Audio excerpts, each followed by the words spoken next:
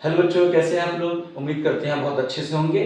और last time जो हमने लेसन पढ़ा था a wrong man in workers paradise, इसको बहुत अच्छे से आप पढ़े होंगे। बेटा उस चैप्टर को हमने बहुत बेहतरीन तरीके से लाइन बाय लाइन एक्सप्लेन किया था, उर्दू और हिंदी यूज करके। ठीक है बेटा, आप सोचते हैं इसी चैप्टर से बेटा हम पढ़ने वाले हैं आज का कॉम्प्रिहेंशन क्वेश्चंस। ठीक है, जो क्वेश्चंस आंसर्स में पूछे गए हैं, जो क्वेश्चन पूछे गए हैं उसको इसमें पढ़ने वाले हैं। ठीक है, और क्या पढ़ेंगे बेटा, इसमें पढ़ेंगे close study, paragraph writing, reference to context questions. आप सोच रहे होंगे कि सर ये क्लोज स्टडी या पैराग्राफ राइटिंग पढ़ना जरूरी है। तो हाँ बेटा, बहुत जरूरी है। क्यों? मोस्टली क्वेश्चन जो होते हैं ना बेटा, आपके मोस्टली क्वेश्चन जो होते हैं, आई मीन जो 3 मार्क्स के या 4 मार्क्स जो होते हैं, वो क्लोज स्टडी या पैराग्राफ राइटिंग से पूछते हैं। ठीक है, इसीलिए पढ़ना बहुत जरूरी हो जाता है हमारे लिए। अच्छा, सिर्फ इसी चैप्टर के लिए नहीं, बल्कि जितने चैप्टर्स आपके अंदर, जितने लेसन आपके अंदर हैं, सारे लेसन में आपको क्लोज स्टडी पैराग्राफ के क्वेश्चन पढ़ने पड़ेंगे, क्योंकि वहीं से 3 मार्क्स और 4 मार्क्स के क्वेश्चन पूछे जाते हैं ज्यादातर। ठीक है बेटा, उसके बाद रेफरेंस टू कॉन्टेक्स्ट भी पढ़ना बहुत जरूरी है, क्योंकि आपके एसएसएलसी बोर्ड में, एसएसएलसी में आपके क्या होता है, देखिए इसमें इस बिट से 5 क्वेश्चन पूछे जाते हैं। ठीक है, 5 क्वेश्चन पूछे जाते हैं और ये 3 मार्क्स के लिए होते हैं। ठीक है, विच मीन्स 5 होते हैं, ये 15 मार्क्स के सिर्फ इसी रेफरेंस टू कॉन्टेक्स्ट से पूछते हैं। समझे बात? इसीलिए पढ़ना बहुत जरूरी है। इसमें से तो कुछ हाईलाइटेड क्वेश्चंस है जो हम लेंगे, जो इस चैप्टर से पूछा जाता है मेनली ज्यादातर आपके बोर्ड एग्जाम में। ठीक है, तो तैयार रहिए बहुत ईमानदारी के साथ, बहुत अच्छे से पढ़ने के लिए। ठीक है, और बेटा एक काम जरूर करेंगे आप, चैप्टर्स के नाम और उसके राइटर के नाम ये दोनों आप याद करेंगे। क्यों? क्योंकि ये रेफरेंस टू कॉन्टेक्स्ट बनाने के लिए, ये रेफरेंस टू कॉन्टेक्स्ट बनाने के लिए राइटर का नाम पता होना आपको बेहद जरूरी होता है। ठीक है बच्चों, तो अभी 1 बाय 1 करेंगे। पहले हम लेंगे कॉम्प्रिहेंशन क्वेश्चंस जो कॉम्प्रिहेंशन सेक्शन में आता है, उसके बाद लेंगे क्लोज स्टडी, फिर लेंगे पैराग्राफ, देन लास्ट में हम लेंगे रेफरेंस टू कॉन्टेक्स्ट क्वेश्चंस। ठीक है बच्चों, तैयार हो जाइए और नोटबुक पेन अपने साथ लेकर बैठिए ताकि हाईलाइट करें और आंसर को लिखिए। The man indulged in mad wings who consider the man's work as mad wing. Okay बेटा, मैड विंग्स कहते हैं पागलपने को। तो इंसान पागलपने में मसरूफ था, इंडल्ज था, लगा हुआ था। और who considers man's work as mad wings, तो कुछ नहीं है बेटा कि किसके अकॉर्डिंग, कौन मानता था कि इंसान का काम क्या है, पागलपने वाला काम है। ठीक है, तो इसमें ऑप्शन है बेटा, देखिए तो इसमें ट्रू जो राइट ऑप्शन होगा बी वाला, देखिएगा द राइटर के according man's work as a mad wings, मतलब राइटर मानता था मैन्स वर्क को मैडविंग्स मानता था। ठीक है बेटा, question number 2, explain the comparison in para 3, paragraph number 3 में जो कंपैरिजन दिया गया है उसे एक्सप्लेन करिए। ठीक है बेटा, देखते हैं। सम बॉयज कंपेयर टू, कुछ बच्चे जिसे कंपेयर किया गया है, आपने पढ़ा है उसमें। Some boys seldom play with their books, still they got passed in test, है ना, हमने पढ़ा है कि बहुत कम बच्चे ऐसे होते हैं, या बच्चे बहुत कम पढ़ते हैं किताबों को, लेकिन फिर भी वो टेस्ट में पास हो जाते हैं। तो उसी पैराग्राफ को, उसी पैसेज को बेटा इसमें एज ए क्वेश्चन दे रहा है कि क्वेश्चन नंबर 1 देखिए, ये भी क्या है, सम बॉयज। ये सम बॉयज जो कहा गया है किसके लिए कहा गया है, देखेंगे आप, the man who spent his earth life in useless work. Some boys compare किए गए उस आदमी से जो अपने दुनिया की जिंदगी, अर्थ लाइफ को किसमें गुजारा, यूजलेस के कामों में गुजारा, बेमतलब के बेफायदे के कामों में गुजारा था। तो some boys compare to the man who the man is, वही हमारा आर्टिस्ट, आइडलर। तो आदमी कौन, वही आदमी जो आर्टिस्ट है, जो आइडलर है ना, जो पेंटर है। ठीक है बेटा, B, they are not studying compared to, they are not studying compared to, इसे किसे कंपेयर किया गया है, ये कंपेयर किया गया, he is not doing any useful work। ठीक है, they are not studying, वो पढ़ नहीं रहे थे, उसको आप देखिए इस आदमी से कंपेयर करिए, ये क्या नहीं कर रहा था, he was not doing any useful work। ठीक है, क्या करेंगे, he is not doing any useful work, वो कोई भी यूजफुल वर्क, अच्छा काम, फायदे वाला काम नहीं कर रहा था। ठीक है बच्चों, देखिए सी में क्या है, yet passing in the test compare to, yet passing in the test, ये जो लाइन है ये किस सिचुएशन में कंपेयर कर रहा है, आप देखिए, he is being permitted to go to the heaven, उसे जन्नत भेजा जा रहा है, उसे जन्नत में जाने की इजाज़त दी जा रही है। आपने देखा ना, बहुत कम ऐसे बच्चे, बहुत ही कम बच्चे पढ़ते हैं किताबों से, फिर भी कुछ ऐसे बच्चे भी होते हैं ना हमारे पास, हमारी क्लास में कुछ ऐसे ही बच्चे होते हैं जो बहुत कम, seldom ply with their book, अपनी किताबों को बहुत कम पढ़ते हैं, फिर भी वो जन्नत में फिर भी हमने देखा ना कई बच्चों को अपने क्लासेस में कि कुछ बच्चे ऐसे होते हैं जो बहुत कम किताबों को पढ़ते हैं, लेकिन फिर भी वो टेस्ट में पास हो जाते हैं। तो हम ताज्जुब करते हैं, अरे ये तो पढ़ता ही नहीं था, तो फिर पास कैसे हुआ? ठीक वैसे ही वो आदमी दुनिया में कोई काम तो अच्छा किया नहीं, लेकिन फिर भी वो जन्नत में जा रहा है। तो इस एक स्टूडेंट की सिचुएशन को, ऐसे स्टूडेंट जो पढ़ता नहीं है फिर भी टेस्ट में पास होता है, वैसे स्टूडेंट के सिचुएशन को हमारे आर्टिस्ट के साथ कंपेयर किया गया बेटा। ठीक है, उम्मीद करते समझ में आ गई होगी आपको। नेक्स्ट में देखिए बेटा क्या है, when the man say we haven't a moment to spare, paragraph number 6 में, it means that, इससे क्या मतलब होता है? जब इंसान कहता है कि हमारे पास जरा भी वक्त नहीं है क्या करने का, स्पेयर, बचाने के लिए, खाली वक्त। स्पेयर कहते हैं बेटा खाली वक्त को, ठीक है, खाली, हमारे पास जरा भी खाली या बचा हुआ वक्त नहीं है। तो बेटा इसका आंसर हम करेंगे, डायरेक्ट आंसर पे आते हैं, B, they are happy and proud to be so busy. वो खुश थे और उन्हें बिजी रहना बहुत फख्र महसूस होता था, उनको बिजी रहने में क्या होता था, उनको बहुत प्राउड फील होता था। ठीक, ओके, नाउ क्वेश्चन नंबर 4। ठीक है बच्चों, why is the torrent in works paradise silent? Works paradise में टोरेंट, जो धारा बह रही थी, नदी की जो धारा बह रही थी, जो झील बह रही थी, वो साइलेंट क्यों था? ठीक है बेटा, ये है इसके क्वेश्चन का मतलब। ठीक है, आंसर क्या होगा?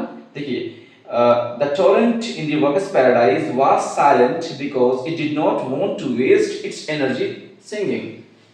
वर्कर्स पैराडाइज के अंदर जो टोरेंट है वो अपना एनर्जी वेस्ट नहीं करना चाहती थी, किस चीज में? सिंगिंग में, गाने में, विच मींस आवाज करने में, शोर मचाने में अपनी एनर्जी को वेस्ट करना नहीं चाहती थी। ठीक है बेटा, ये इसका आंसर हुआ। Number 5, the girl's hair was carelessly done. Para number 9, this indicated, लड़की के बाल carelessly done, के लापरवाही के साथ बिखरे हुए थे। इसका क्या मतलब है? this indicates that, ये क्या बतलाता है हमें? आप देखिए ऑप्शन में क्या है बेटा, देखिए, तो इसका ऑप्शन बेटा होगा ऑप्शन ए। इसका आंसर में क्या होगा? Option A, she was interested only in her work. वो अपने ही काम में मसरूफ थी, वो सिर्फ अपने काम में क्या थी? इंटरेस्टेड थी, दिलचस्पी रखती थी, इसीलिए बालों की उसकी परवाह नहीं होती है। जिन बच्चों का या जिन लोगों का भी बेटा फोकस किसी एक चीज पर होता है ना, तो जब तक उसको हासिल नहीं करते हैं वो उसको छोड़ते नहीं है, फोकस वहीं पे रहता है। फिर रास्ते में जितने भी ऑब्स्टेकल आ जाते हैं, जितने भी हर्डल्स आते हैं, सबको वो इग्नोर करता अपनी मंजिल की ओर बढ़ता रहता है। ठीक है, तो बच्ची क्या थी? बहुत इंगेज थी अपने काम में, इसलिए दाएं बाएं वो देखती नहीं थी, सीधे काम में फोकस करती थी। बाल उसके कैसे भी सेट हो उसको कोई परवाह नहीं थी। ठीक है बेटा, देखिए now question number 6, why did the girl of silent Torrent feel sorry for the man? Silent Torrent की लड़की उस आदमी के लिए उसे अफसोस क्यों हुआ, उसे एक गम सा महसूस क्यों हुआ? ठीक है, फील सॉरी, उसे अफसोस क्यों हुआ, तो उसे बुरा क्यों लगा? फील सॉरी का मतलब बेटा होता है बुरा लगना, अफसोस होना। तो उस लड़की को, साइलेंट टोरेंट गर्ल को, उस रॉन्ग मैन को देखकर अफसोस क्यों हुआ? तो बेटा इसका आंसर देखिए, the girl of silent torrent felt sorry for the man because she thought that he had no work in hand to do and standing idle by the torrent. उसको बुरा इसलिए लगा कि उसने देखा वाटर्स पैराडाइज के अंदर में, जहाँ सब लोग काम कर रहे हैं, वहाँ एक आदमी तने तन्हा अकेला उस टोरेंट के पास खड़ा है, उसके हाथ में कोई काम नहीं है। ये देखकर उसे बहुत अफसोस हुआ। ठीक है, आगे देखिए question number 7, the girl scanned the painting pot at home. Para number 26 secretly। ठीक है, para number 27, this line indicates that, ये लाइन में क्या बताती है? देखिए कि लड़की अपने घर में खामोशी का, सीक्रेटली, खामोशी के साथ उस पॉट को स्कैन कर रही थी। स्कैन कर रही थी मतलब मोबाइल से नहीं बेटा, स्कैन कर रही आंखों से, बार बार घुमा घुमा कर चेक कर रही थी उसे। हमने पढ़ा ना लेसन में, राउंड एंड राउंड होकर के उसे देखने की कोशिश कर रही थी कि जो डिजाइन, जो पिक्चर बनाया गया है उसके ऊपर क्या मीनिंग उसका है, क्यों बनाया गया है, उसके फायदे क्या है, इस चीज को गौर कर रही थी उस चीज के ऊपर। ठीक है बच्चे, तो आंसर क्या होगा इसका? देखिए ऑप्शन में सी बेटा, इसको सी आंसर होगा। The girl was afraid of the eldest rebuke for wasting her time. लड़की डरी हुई थी अपने बड़ों की डांट की वजह से, गुस्से की, रिब्यूक कहते हैं गुस्सा बेटा, रिब्यूक गुस्सा, वो अपने बड़ों से, एल्डर्स से वो डरी हुई थी कहीं वो गुस्से में गुस्सा ना हो जाए, क्योंकि उसने अपना वक्त बेकार के काम में ज़ाय कर दिया है। लड़की सोच रही थी कहीं मैंने अपना टाइम वेस्ट तो नहीं कर दिया है, आखिर कुछ तो मकसद इसका होगा।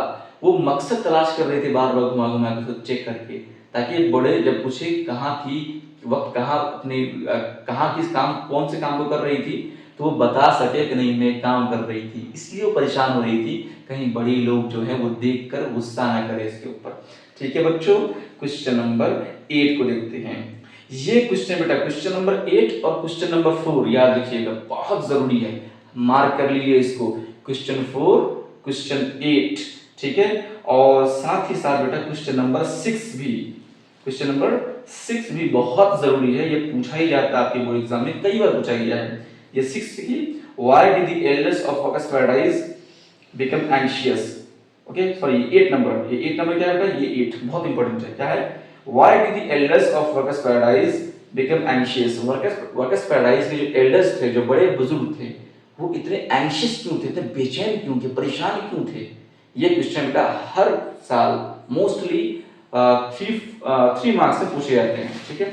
तो बहुत जरूरी है बेटा आप इसको याद करिएगा कि वर्कर्स पैराडाइज के अंदर जो एल्डर्स थे वो बहुत ज्यादा बेचैन परेशान क्यों थे, ठीक है। अब देखिए आंसर क्या है इसका।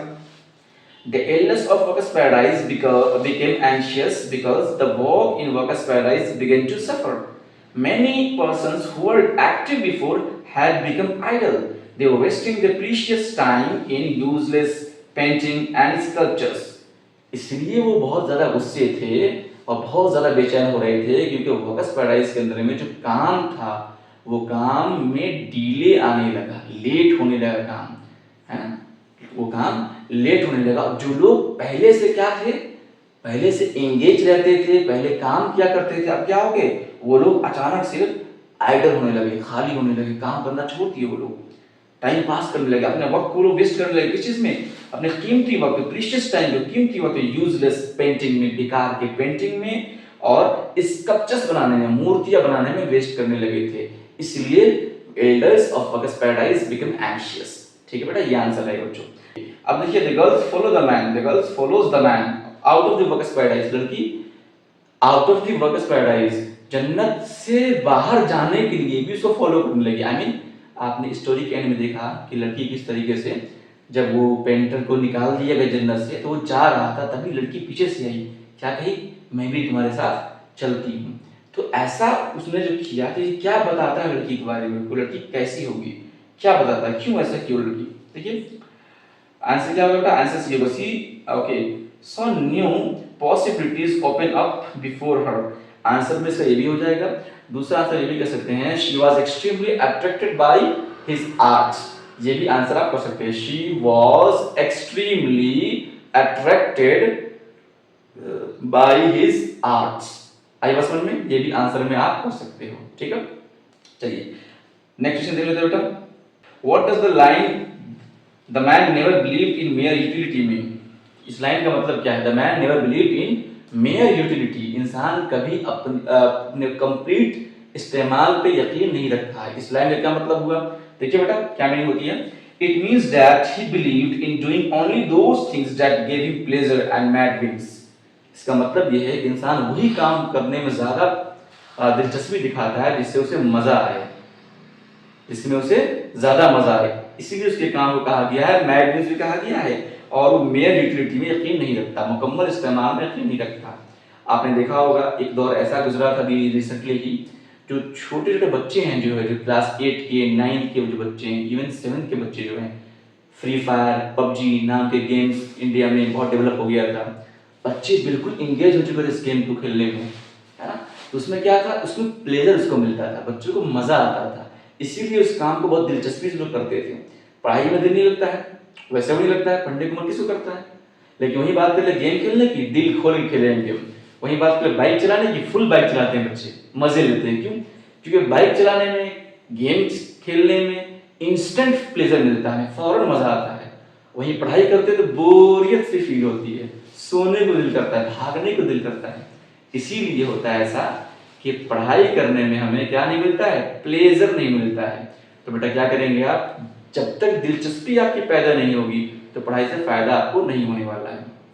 फिर सवाल होता है बेटा प्लेजर कैसे मिलेगा आपको? प्लेजर मिलेगा जब आप अपनी भविष्य के बारे में सोचेंगे, अपने फ्यूचर के बारे में सोचेंगे, तब आपको पढ़ाई से प्लेजर मिलना शुरू हो जाएगा। ठीक है, जब मकसद आपका बड़ा होगा बेटा, जिंदगी में कुछ करना होगा आपको, तब जरूर आपको पढ़ाई से भी प्लेजर मिलने लगेगा। ठीक है बच्चों, नेक्स्ट देखते हैं। यहाँ क्वेश्चन है बेटा, what changes occur in the girls behaviour attitude at the following stages in the story. Story के अलग अलग स्टेज पे लड़की के बिहेवियर में क्या क्या चेंजेस आते हैं। देखिए बेटा क्या क्या चेंजेस है इसमें। देखिए, before she agree to give her pictures to the wrong man, जब वो लड़की रॉन्ग मैन को पिक्चर्स देने से पहले क्या उसका रवैया था। देखिए, she was working hard, she felt no pity for a person who was not doing any work. ठीक है, क्या था कि वो बहुत मेहनत कर रही थी और उससे पहले उसको उस लड़के पे, उस आदमी पे जो काम नहीं कर रहा, कोई तरस नहीं आया था जब तक उसे मिली नहीं थी। ठीक है, अब क्या है देखिए, be after she give her picture to the wrong man, जब वो रॉन्ग मैन को पिक्चर्स दे दी, अब लड़की के एटीट्यूड में, उसके बिहेवियर में क्या बदलाव आया। देखिए, she stared at the picture on the pictures, okay, on the picture, puzzled which had neither meaning nor purpose. She felt confused, but a new sense had awakened to have no meaning or purpose. Her hurrying feet become less hurried. अब चूंकि वो मटका उसे दे दी थी, मटके पर drawing हो चुका था, उसके बाद जब उसे मटका वापस मिला, तो जब वो देखती है मटका वापस लेने के बाद उससे घूर घूर कर देखती है, फिर वो सोचने लगती है कि एक ऐसा काम जिसकी कोई मीनिंग नहीं है, कोई मतलब नहीं है, वो क्या ही काम हो सकता है। ठीक है, वो कंफ्यूज हो गई, लेकिन एक नया सेंस, इसके बाद क्या हुआ, असल आंसर बेटा यही होगा, but a new sense had awaken to have no meaning और पर्पस। एक नया ख्याल उसके जहन में आ गया, एक नए तरीके की सोच उसके अंदर पैदा हो गई, और वैसी सोच थी जिसका कोई मीनिंग नहीं था, कोई पर्पस भी नहीं था। ठीक है बच्चों, अब देखिए नेक्स्ट देखते हैं हम लोग। नेक्स्ट क्वेश्चन क्या है इसमें, when the wrong man offer to make ribbons for her, जब रॉन्ग मैन ने रिबन्स बनाने का ऑफर उसे दिया तो क्या रिएक्शन था उसका। देखिए, when the wrong man offer to make coloured ribbon for her hair, she got confusion once again about the work of no meaning and no purpose. Seeing beautiful ribbons, she started to neglect her work. अब क्या हुआ, जब उसे कहा ना कि मुझे अपने बालों के लिए रिबन बनाने का मौका दे, तो मान गई। तो उस वक्त वो ताज्जुब में थी, हैरान थी, कंफ्यूज थी एक्चुअली कि क्या क्या है एक रिबन में, क्या ही मतलब रिबन का क्या मकसद है। लेकिन जब रिबन बन चुका था, क्या हुआ आपने देखा इसमें, she got confusion once again, she got confused once again about the work, फिर से वो काम को लेकर कंफ्यूज हो गई, ऐसे काम जिससे कोई मीनिंग नहीं थी, कोई पर्पस नहीं था। लेकिन seeing beautiful ribbons, she started to neglect her work, लेकिन इतनी खूबसूरत रिबन को देखने के बाद वो अपने काम को वेस्ट करना, मतलब उस काम को अपने काम को नेग्लेक्ट करना, नजरअंदाज करना, इग्नोर करना शुरू कर दी वो। तो ये बदलाव उसके अंदर आ गया। ठीक है, पर ये क्वेश्चन भी कई बार पूछ लेते हैं बोर्ड के अंदर में। ठीक है, अलग अलग सिचुएशन में क्या हुआ था, तो इसको भी आप थोड़ा देख लीजिएगा। ठीक है बच्चों, आगे देखिए डी में क्या है, when she followed the wrong man out of the work's paradise।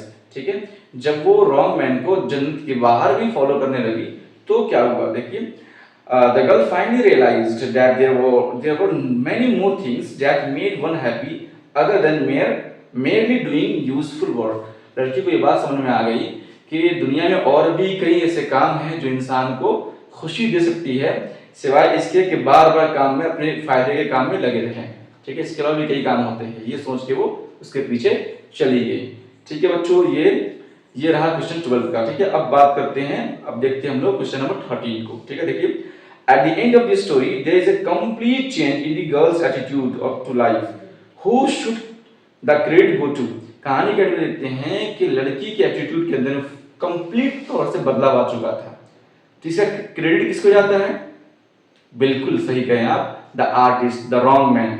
ठीक है बच्चों, देखिए, at the end of the story we find a complete change in the girl's attitude, the credit should go to the artist। ठीक है, चलिए यहीं तक answer कर लें, काफी है, आर्टिस्ट तक करेंगे आंसर, काफी है बच्चे। ठीक, अब देखिए क्लोज स्टडी। क्लोज स्टडी को बहुत क्लोज तरीके से पढ़िएगा। ठीक है, चलिए देखते हैं। But the moving finger writes even in heaven. क्या है क्वेश्चन नंबर 1? देखिए question 1, but the moving finger writes even in heaven. ठीक है, मूविंग फिंगर्स कहते हैं बेटा फेट को, डेस्टिनी को। क्या मतलब इसका? What does moving finger mean here? देखिए मूविंग फिंगर क्या है? The moving finger means here means fate और डेस्टिनी। फेट भी एक ही चीज है, किस्मत, डेस्टिनी भी किस्मत को ही बोलते हैं बेटा। ठीक है, तो मूविंग फिंगर मींस किस्मत। ओके, देखिए what figure of speech is used in moving finger. Moving finger में फिगर ऑफ स्पीच कौन सी यूज की है बेटा? फिगर ऑफ स्पीच ग्रामर का एक बहुत ही इंपॉर्टेंट लेसन है, पार्ट है, जो इंशाल्लाह हम लोग पढ़ेंगे अपने अपकमिंग क्लासेस में। ग्रामर के सेक्शन में हम जब पढ़ेंगे तो फिगर स्पीच को भी पढ़ेंगे, और वही फिगर स्पीच पढ़ेंगे जो आपके बोर्ड के एग्जाम में जरूर आता है। और इसके अलावा भी कई फिगर स्पीच को भी देखेंगे अलग चैप्टर में।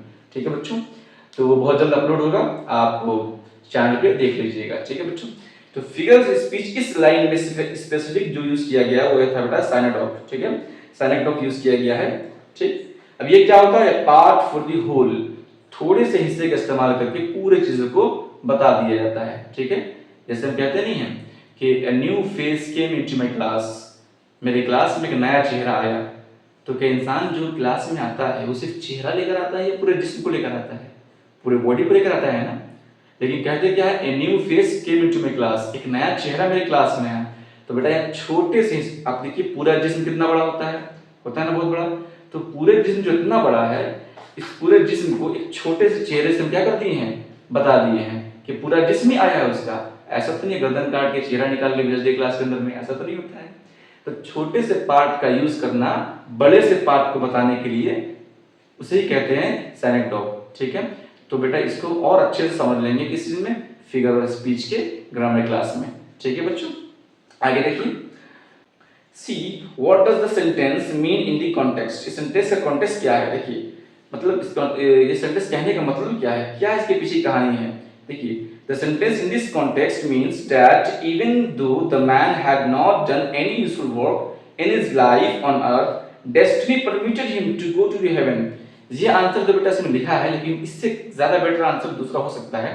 क्या है? देखिए बेटा ये नोट्स मैंने ही बनाया है, लेकिन इस नोट्स से भी ठीक है, ये भी आंसर सही कर लेंगे आप। लेकिन क्या है, एक और आंसर कर सकते हैं। और क्या था इसमें? देखिए क्योंकि ह्यूमन नेचर है, किस्मत वही है ना, जो उसे किस्मत में लिख दिया गया था बिना यूजफुल काम किए गुजारना जिंदगी को अपने, तो दुनिया में गुजारता था। तो मरने के बाद जो हेवन में हो गया, वापस पैराडाइज में गया, तो वहां भी वही काम कर रहा था वो, है ना। वहां भी क्या कर रहा था? यूजफुल वर्क कर नहीं रहा था। ठीक है, एक मीनिंग तो वो ले सकते हैं, और सेकंड मीनिंग यही रहेगी, परफेक्ट है, इसको याद कर लीजिएगा। ठीक है बच्चे, कोई दिक्कत नहीं है। Number 2, as a princess sees a lonely beggar and is filled with pity, so busy girl of heaven was filled with pity, who is compared to a lonely beggar। ए में क्या बेटा क्वेश्चन पूछ रहा है आपसे, who is compared to a lonely beggar। lonely beggar एक अकेला तन्हा तन्हा भिखारी, बिगर भिखारी। ठीक है, किससे कंपेयर किया गया इस चीज को? बिल्कुल द आर्टिस्ट, एक वर्ड में आंसर कर लेंगे द आर्टिस्ट। ठीक है बेटा, आगे देखिए क्या है। B, why was the girl filled with pity. लड़की को रहम क्यों आ गया, तरस क्यों आ गया उसको देखकर? इसका भी आंसर देखें, because she thought that the writer had no useful work to do. इतना आंसर कर लिए काफी है, ज्यादा करने की जरूरत नहीं, इतना ही काफी है। ठीक है, आगे देखिए। How did the girl offer to help him. लड़की ने उसे कैसे हेल्प ऑफर किया, हेल्प करने के लिए? क्या? The girl offer to help him by sparing some work for him to do. लड़की ऑफर इस तरीके से की उसको कि आप मेरा कुछ काम, मतलब ऑफर क्या की कि मैं कुछ काम छोड़ दूं तुम्हारे लिए अगर तुम करना चाहो तो। याद है आपको? सेम, कि मैं कुछ काम छोड़ दूं अगर तुम करना चाहो तो। ठीक है, क्वेश्चन नंबर 3 देखिए। When she set out for the toilet the next day, her hurrying feet were a little less hurried than before। जब वो अगले दिन वापस से टॉयलेट पे गई झरने में पानी लेने के लिए, तो अब क्या था, उसके तेज रफ्तार जो कदम थे, जो पहले बहुत फास्ट चला करती थी, अब वो थोड़ा स्लो हो गई। क्यों ऐसा हुआ? देखिए आंसर क्या होगा इसका बेटा।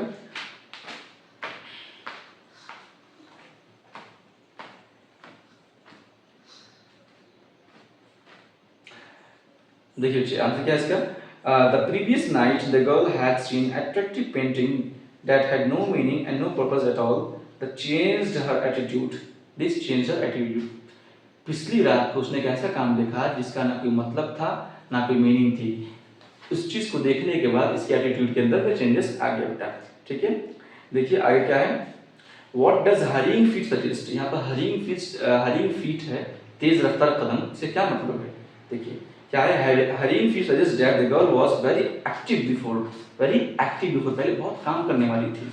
ठीक है, देखिए सी में क्या है, why did they become less hurried, वो कम तेज क्यों हो गए, कम रफ्तार क्यों हो गए, इतनी स्लो क्यों हो गई।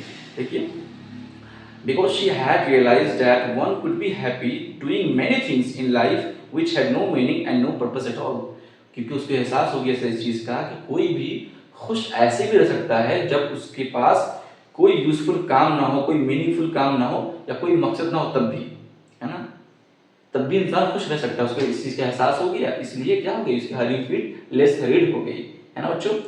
इसके अलावा बेटा आप देखिए एडिशनल इंपॉर्टेंट क्वेश्चन है, यही है रेफरेंस टू कॉन्टेक्स्ट। देखिए इसमें मैंने आपके लिए 7 क्वेश्चन बना रखा है पहले से ही। ठीक है, ये 7 क्वेश्चन है रेफरेंस टू कॉन्टेक्स्ट से, व्हिच मींस आप देखिए फर्स्ट बता रहा हूं आपको, but the moving finger writes even in heavens. ठीक है, तो ये लाइन आपके बोर्ड में आपको दे दिया जाता है, क्या कहता है, रेफरेंस टू कॉन्टेक्स्ट, इसका आंसर लिखिए। ठीक है, आपको फर्स्ट में क्या करना है, this line has been taken from a beautiful lesson named A Wrong Man in Workers Paradise written by Rabindranath Tagore. इतना काम आपको पहले करना है, पहले आपको वो लाइन किस चैप्टर से लिया गया है ये बतानी है, चैप्टर का नाम, फिर उस चैप्टर को किसने लिखा है ये आपको बतानी है। ठीक है, इतना कर लेने से ही आपको बोर्ड में एटलीस्ट कम से कम 1.5 इसमें 1.5 मार्क आपको मिल जाएंगे, 1.5 मार्क्स आपको मिल जाएंगे।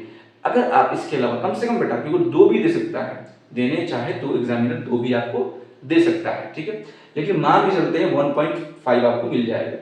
इसके अलावा जो इसमें लिखना होता है, किसने किससे और कब कहा, किसने किससे कब और क्यों कहा, इतना ही बताना है। अगर वो आपको याद है कि ये सेंटेंस जो है लड़की ने कही, ठीक है, क्यों कही, आपने लड़की, ये राइटर ने कहा इस चीज को, इस सेंटेंस में क्या है, राइटर ने कहा, क्यों कहा, किस लिए कहा, ये आपने बता दिया तो फुल 3 मार्क्स आपको मिल जाएंगे एक क्वेश्चन के। ठीक है, इसी तरीके देखिए, wait a moment I shall come with you, थोड़ा ठहरो मैं भी तुम्हारे साथ आऊंगी, इतना लाइन आपको दे देगा रेफरेंस टू कॉन्टेक्स्ट में। आपको उसको बताना होगा कि ये लाइन किस लेसन से है, इस लेसन को लिखा किसने है, और ये किसने किससे कब कहा और क्यों कहा। ठीक है, इतना आपको बता देना है, 3 मार्क्स आपको मिल जाएंगे। ठीक है बच्चों, 1 2 3 4 5 6 एंड 7। ठीक है, ये आप जरूर करिए। ओके बच्चों, अब सबके आंसर्स इसके अंदर हैं, आप चाहे तो लिख लीजिए आंसर को, सारे आंसर्स लिखे हुए हैं। आपको मैंने शॉर्ट में बताया बेटा, बिल्कुल शॉर्ट में, आप लॉन्ग करके लिखना चाहो तो लिख लो।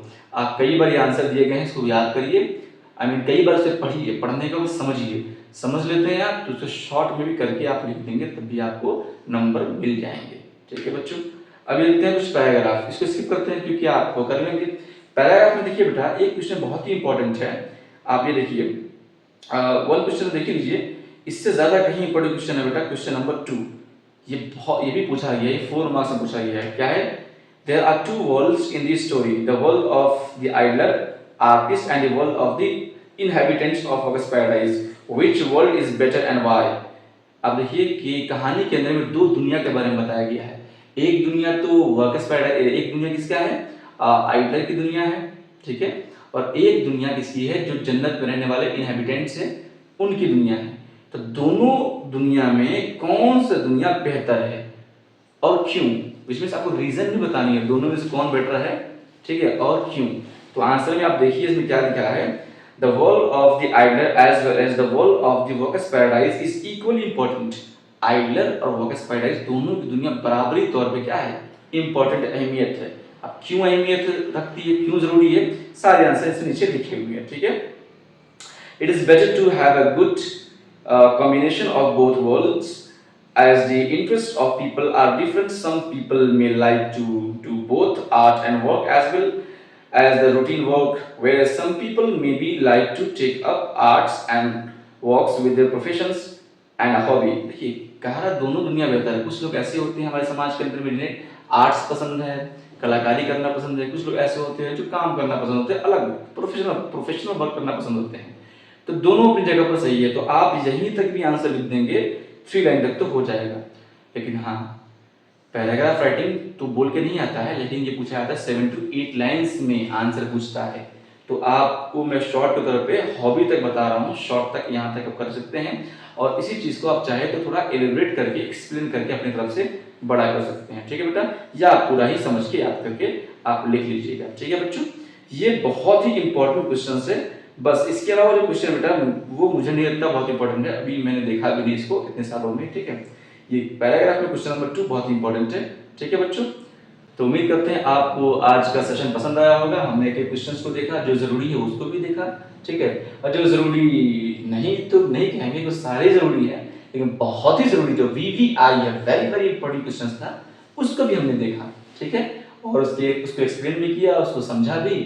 अब यहाँ से आपकी जिम्मेदारी है कि आप उसको अच्छे से लिखें, फिर याद करें। ठीक है, और अपने एग्जाम्स के लिए अच्छे से मेहनत करें और बेहतरीन नंबर लेकर आए, अपने माँ बाप का नाम रोशन करें।